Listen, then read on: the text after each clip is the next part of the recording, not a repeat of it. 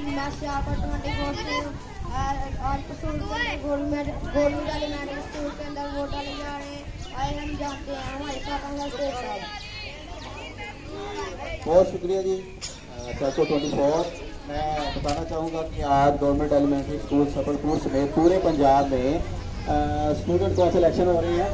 तो government of the Punjab school education department का ये एक बहुत ही अच्छा इनिशिएटिव है कि गवर्नमेंट स्कूलों में भी स्टूडेंट इलेक्शन करवाए जा रहे हैं। इस स्टूडेंट इलेक्शन का जो मकसद है उसमें सबसे बुनियादी बात यह है कि तलबा के अंदर से लीडर पैदा करना, और जब वो तलबा सिलेक्ट होते हैं और उसके बाद वो अपने क्लास और स्कूल के जो मसाइल हैं उसकी नुमाइंदगी करते हैं, उनको हल करने की कोशिश करते हैं।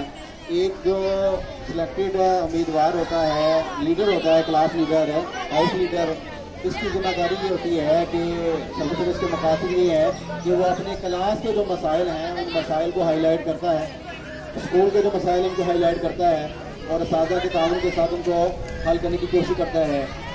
स्कूल में नज़्म व ज़ब्त पैदा करने की कोशिश की जाती है। इसके अलावा जो बाहर से मेहमान आते हैं उनको पुरजोश अंदाज में वेलकम किया जाता है।